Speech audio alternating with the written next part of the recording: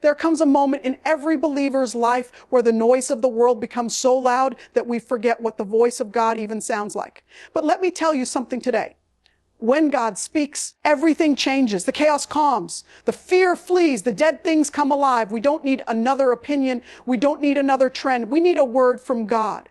Because when He speaks, creation responds. Demons tremble. Heaven aligns. And your life, your purpose, your direction, your very identity shifts. So if you've been wandering, waiting, or wary, this is your wake-up call. Open your ears, open your heart, because God is speaking, and if you let Him in, nothing will ever be the same again. Before the first sunrise ever touched the edge of creation, before the moon was suspended in its orbit or oceans whispered their rhythm against the shore, there was only one thing, God's voice. Nothing existed until that voice moved. It didn't need an instrument or a match or raw material. All that was needed was the spoken word, let there be light. And light, having never existed, exploded into being. That's the kind of authority His voice holds. That's the kind of power His words release. When He speaks, reality aligns, order takes form, identity is assigned. This isn't pudic talk. It's the foundation of all existence. The same voice that called galaxies into place is still speaking today. The question isn't, do we believe it has the same creative force in our lives? Many of us underestimate the weight of the divine word. We live like His voice is a whisper in the background noise of modern chaos. Subtle, optional, perhaps inspirational. But we forget that when He speaks, dead things rise. That addiction you've been fighting, one word from Him can break its hold, that shame you've been carrying. One sentence from Him can strip it from your soul. That confusion circling your mind like a storm, His voice can still it in an instant. When He speaks, something happens in the natural and spiritual realm that no human voice can replicate. You're not looking for another opinion. You're looking for the word that birthed creation and still sustains it. What's so striking is that He doesn't need to use volume to make His power known. He doesn't have to shout over the storm to make the waves obey. All He does is speak, and creation listens. Demons recognize that voice. Diseases recognize that voice. Your past recognizes that voice. And maybe you've forgotten its authority because you've been too used to your own. But let me remind you, there's no timeline too long, no diagnosis too dark, no wound too deep, and no failure too final that His voice cannot touch and transform. When He speaks, everything that thought it had the final say must bow. Everything that threatened to break you must release. Everything that told you it was over must reverse. If you've been waiting on change, stop looking for it in people. If you've been trying to fix things in your own strength, stop leaning on tools that were never meant to carry divine weight. Change doesn't come because you plan better. Change comes when you surrender. And surrender doesn't mean weakness. It means readiness. Readiness to hear the one who calls things into existence and speaks purpose into pain. Readiness to stop managing outcomes and start trusting outcomes to the one who spoke the universe into being. Do you know why the enemy works overtime to keep you distracted? Because he's terrified of what happens when you actually start listening. When you open that Bible, not out of routine, with expectation. When you enter into prayer, not just to check a box, but to hear. When you sit still long enough to recognize the whisper of heaven over the noise of the culture. When He speaks, faith comes alive. Not because you understand everything, but because you finally know you don't have to. His voice brings peace where explanation won't. His voice brings clarity where logic fails. His voice doesn't need your performance. It just asks for your attention. So let's get practical. When He's your chosen, that's not motivational speech. That's creative truth. That word starts rewriting live where you've believed. It begins forming a new foundation where rejection used to live. When He says you're loved, that's not surface level fluff. That's a binding wood, eternal reality that reconstructs the cracks in your confidence. And when He says go, you don't need to understand how. It means movement is already possible. His voice carries what you need. It carries strength, power, provision, direction, correction, healing, and authority. It creates what it declares. So when you read that promise, don't just admire it. Receive it. Speak it. Believe it. Stand on it like it's more real than what you see, because it is. But here's the thing. His voice doesn't just create new things. It also reveals what already is. It unveils truth hidden beneath fear. It uncovers identity buried under years of trauma. It shines light in places we didn't even know were dark. And that revelation isn't always comfortable. When He speaks, it may disturb the comfort zones we've built. It may shake the false security we've leaned on. But the purpose isn't destruction. It's construction. He tears down what's counterfeit so He can build what's eternal. We must stop waiting for thunder. when God's word has already spoken. The enemy doesn't need to destroy you if he can distract you from recognizing what God has already said. Too many of us are praying for a sign while ignoring the scripture that's alive and active. Too many are chasing affirmations from people while ignoring declarations from God. It's not that he hasn't spoken. It's that we've stopped treating his voice as enough. But enough is exactly what it is. More than enough. When he speaks, chains don't just loosen, they fall. Doors don't just open, they fly off the hinges. Hearts don't just feel good, they are restored. And here's where it gets personal. Some of you are standing in the middle of impossible situations, and everything in you wants to believe that this is your limit. But what if the word he's already spoken over you is still working behind the scenes? What if the promise hasn't expired? It's just incubating. When he said Lazarus would rise, even death had to obey. And it wasn't immediate, it wasn't predictable, but it was unstoppable. The same voice that resurrected then is still in the business of resurrection now. Now this leads to something even more intimate. His voice isn't just powerful, it's personal. He knows how to speak in a way that reaches the exact part of your heart that needs it most. He doesn't use general statements. He speaks directly to your pain, to your fear, to your doubt, to your calling. And when that voice reaches, it doesn't just inspire you, it transforms you. That's what makes this different from every other voice out there. Because this one sees you completely, loves you relentlessly, and speaks to you intentionally. There's a reason we are told that man shall not live by bread alone, but by every word that proceeds from the mouth of God. Because his word isn't just information, it's sustenance. It feeds your soul. It keeps your spirit anchored. It gives you what no earthly validation ever could. And that's why you must make time to hear him, not occasionally, but daily. Not only when you're desperate, but even when you feel fine. Because his voice is what sustains you through seasons you didn't see coming. But we have to confront the reality that most of us are waiting for something external to shift before we believe God is working. That's backwards. It is his word that shifts the external. It's not the change that proves he's spoken. It's his voice that initiates the change. If you want to see things move, get in the presence of the one who moves mountains with a word. You don't have to beg. You don't have to plead. You just have to listen. And that leads into one of the most under-utilized truths of the spiritual lifing. You are built to hear him. You were created not just to worship him, not just to serve, but to walk with him. And walking with him includes hearing him. He's not hiding. He's not withholding. But he won't compete with noise either. The louder the world gets, the more deliberate you have to be to turn it down. Because if you can't hear his voice, you'll follow someone else's. And the consequences of that are devastating. Every decision, every relationship, every calling you pursue apart from his voice will eventually lead to emptiness. But there is beauty in the awareness that God has already made a way for you to know his voice through his word, through his spirit, through stillness, through surrender.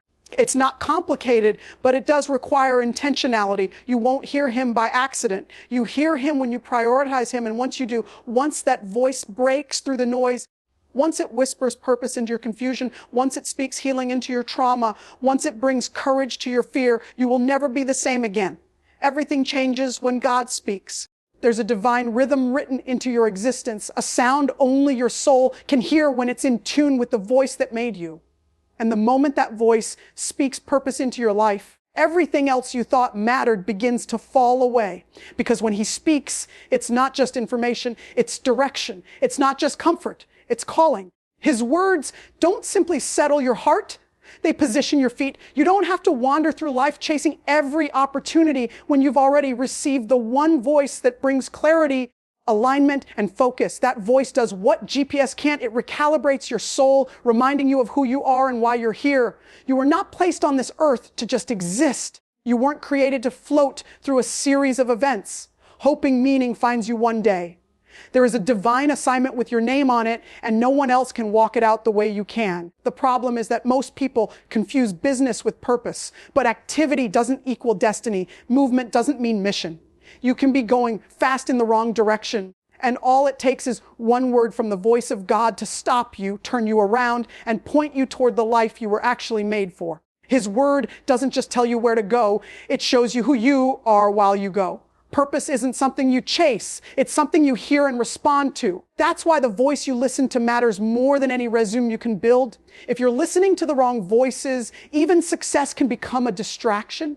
Because not every open door was meant for you, and not every opportunity is an assignment. Some are detours dressed in destiny's clothes. And the only way to tell the difference is to stay in tune with the one who designed the journey before you ever took your first step. He doesn't give you random advice. He speaks purpose into every part of your life. You might be thinking, but I don't feel qualified. I don't feel ready. That's okay, because the voice that calls you is the same one that equips you. He doesn't wait for you to have it all together. He speaks, and what didn't exist inside you starts forming. You didn't think you could be bold. He speaks courage. You didn't think you could lead. He speaks leadership. You didn't think you were lovable. He speaks identity. This is the power of his voice. It creates what it commands. You are not trying to measure up to purpose. You're being shaped by it.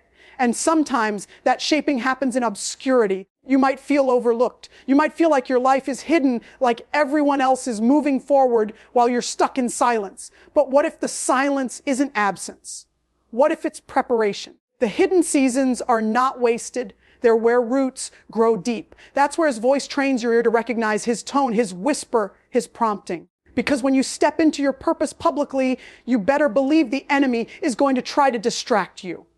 And if you don't know that voice in the quiet, you'll miss it in the chaos. Purpose doesn't start with a platform. It starts with obedience. And the beauty of this journey is that your purpose won't look like anyone else's. That's the freedom in listening to his voice instead of theirs. Culture will try to mold you. Pressure will try to conform you. But purpose is the great liberator. It pulls you out of comparison and places you in contentment. You no longer have to hustle for worth or chase after applause when you know you're walking exactly where you were designed to be.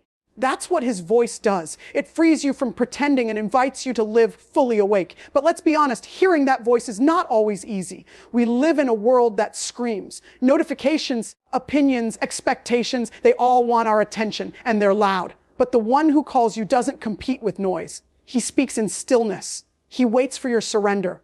That's why he told Elijah to step out of the cave, not to meet the fire, not to feel the wind, but to hear the whisper. It wasn't about spectacle. It was about relationship, because relationship teaches you to recognize a voice in the dark, not just the light. Stillness is not inactivity, it's intimacy. And that intimacy is where clarity is born. When you slow down enough to be still, that's when the fog begins to lift. That's when the anxiety starts to dissolve. That's when your heart starts catching up to the truth your head already knew. You don't need to beg for guidance. You don't need to panic about the next step. You need to be still, because stillness is where you stop reacting and start receiving. It's where direction becomes clear, not because you figured it all out, but because you finally got quiet enough to listen. And let's not forget that stillness often feels uncomfortable. We're wired for movement. We're trained to equate worth with activity. But God's rhythm is different. He doesn't rush. He doesn't multitask your development. He cultivates. He breaks up hard ground. He uproots lies. He waters seeds. And all of this happens in the stillness. That quiet space isn't wasted time. It's holy ground. And the whisper you hear in that place may be the one that changes everything. Because when he whispers, he's not just giving you a suggestion.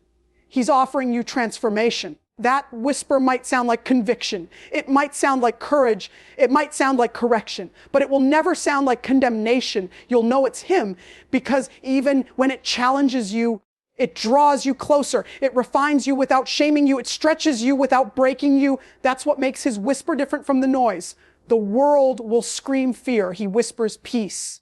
The enemy will shout lies. He whispers truth. Your past will echo regret. He whispers redemption. So how do you make space for that whisper? You shut off the other voices. You close the laptop. You silence the phone. You step away from the crowd, not forever, just long enough to remember who you are, long enough to hear what he's been saying all along, long enough to let your soul breathe again. You don't need another podcast, another opinion, another plan. You need a whisper. And that whisper doesn't always come on your timeline, but it always comes right on time. And here's the thing about that whisper. It will always lead you deeper. It won't just tell you what to do. It will show you who to become. It won't just change your direction. It will change your posture. You'll start walking differently, praying differently, loving differently, not because you're performing, but because you're aligned. You'll feel it in your spirit, like a wind beneath your obedience, like a fire in your convictions, like a stillness in your confidence.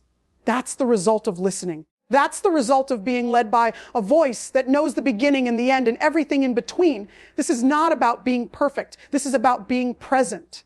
Present enough to hear, humble enough to receive, brave enough to follow. Because once you've heard him, nothing else satisfies. Once you've tasted purpose, no counterfeit will do. Once you've been still in his presence, no noise will move you the same way. And that's why you guard it. That's why you protect your quiet time. That's why you learn to say no to good things so you can say yes to the God thing. You don't need all the answers. You don't need the next 5 steps. You just need one whisper, one word, one reminder, one yes. That's how it starts. And that's how it continues. Because this isn't about mastering a formula. It's about walking with the one who speaks to your heart in ways that shake your soul and stir your faith. And when that voice speaks, you won't question your worth anymore. You won't chase validation anymore. You won't settle for less anymore. You'll know. You'll hear it. You'll move. You'll stand. You'll rise. Because when he speaks, clarity comes, chaos quiets, and you remember exactly who you are and what you were born for. Fear is a master illusionist. It disguises itself as logic, as caution, even as humility. It speaks in the voice of past failures, rejected opportunities, painful memories, and the opinions of those who never saw what God placed in you. It creeps in slowly, whispering that you're not good enough, not ready enough, not worthy enough.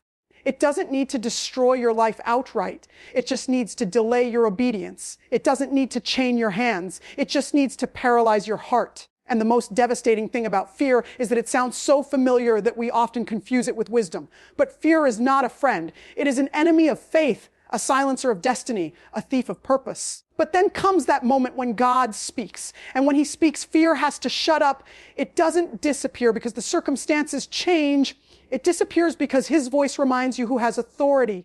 Suddenly, the waves you were drowning in seem small. Suddenly, the giants that were taunting you seem defeatable. Suddenly, you're no longer consulting your feelings. You're clinging to his word. His voice doesn't ignore fear. It confronts it. It doesn't pretend fear isn't real. It simply repositions you above it. Because the power of his voice doesn't just change the situation. It changes how you stand in it. It's one thing to walk through a storm.